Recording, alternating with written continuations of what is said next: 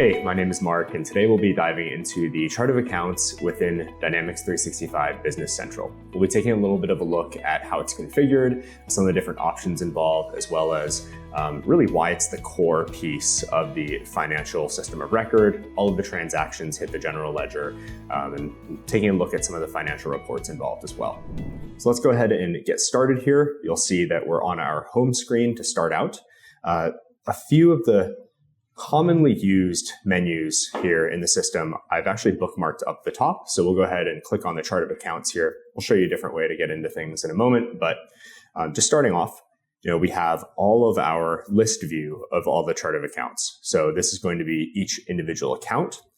You'll notice that there are even headers as well as totaling lines involved here. So what a header allows you to do is set a specific name that really isn't a posting account, right? You're not going to have a transaction hit the header, but it does help you organize your chart of accounts kind of throughout your entire chart.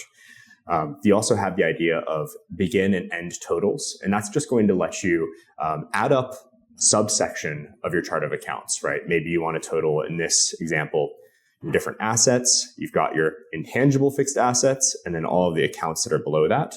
And then what this totaling does is it will take everything here, total them up, and then make that single subset there as a grouping. When we look at all of these different accounts, you'll see that there's quite a few of them. They all have individual numbers. This is going to be really defined by your standard accounting practices. Each one will have a name. And then here on the view, you'll actually see a few different columns, things like what is that current balance in the account. We'll be able to see some of the categorization. I'll go ahead and jump into our finished goods account here, just so that we can take a look at some of the details. But as we go through this, you'll see again, we have our number, our name. We're able to select if this is a balance sheet or income statement account. When we get into some of the categorization, this is a system set field. So you would select if it's a asset liability, equity income, cost of goods sold, or expense. And then the account subcategory is actually an area where we have some flexibility in defining how we want to categorize our chart of accounts. So for this specific account, we can go in and actually, just like the chart of accounts itself, all of the categories can be nested with header and different line totals here as well. It's important to note, again, that this is a posting account, so that whenever we go to use this, we post a general journal or similar. This is an account that is available to be selected for that posting. And then one thing I wanted to show here as well is the idea of the balance. And one important part of our financial system is that, hey, we can drill directly into any of these postings in this account. You'll see this pulls up our general ledger entries. Again, transactions make these entries. This is the basis of our financial system.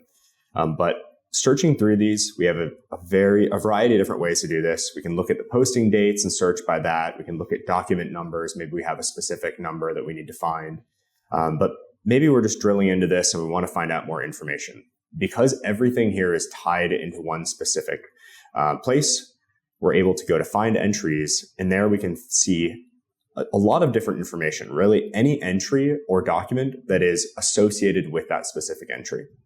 This really helps when you're doing some of the financial analysis. You need to trace back through the various entries that were made. And in this case, we have a posted sales invoice that is related.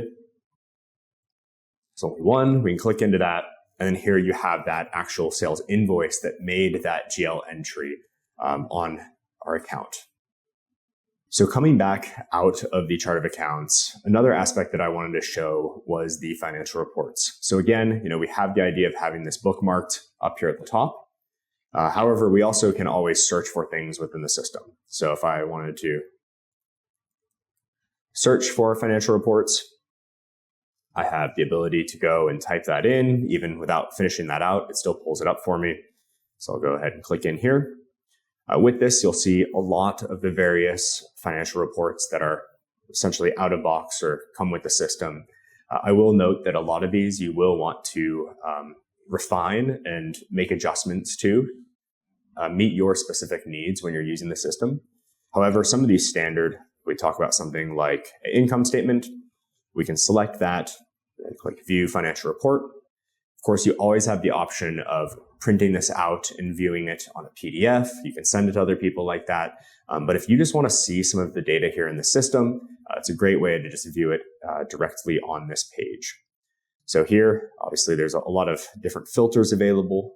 You have the ability to change some of the column definitions if you have different aspects of the report that you want to see at different times. You can set those up. You have the ability to filter by date. So maybe you want to view a specific year or date range. In this example, I'm just viewing the 2024 year. You have the ability to select year and do that as well. You can also show all lines or just only show the ones with the balance. So I'm only currently looking at lines with the balance. And I'll go ahead and hide some of this. So you'll be able to see the actual output of the report. Again, noting that it's hiding everything without a balance. We're only looking at those lines that actually have entries involved. One last thing I'll show here on the financial reports is that when we look at the options, you also have the ability to filter down on different dimensions. So dimensions allow you to assign different values to every single entry throughout the system. These can be driven and posted on sales orders, purchase orders, customers, vendors. But at the end of the day, they will all flow down to your general ledger, allow you to have a really granular view of a lot of different options. These can be required, not required. That's fully configurable. But here you'll see that we've got a few dimensions around department, customer group, cost center, etc. So for example, if I want to take a look at only my administration, only production, only sales values on the department, I can do that. Or if I want to see specific values of a customer group, right? These are examples where we would assign those to a customer and then have that flow down to the bottom of the transaction. All right, hopefully that was helpful to you. Stay tuned for next time for more videos about Dynamics 365 Business Central.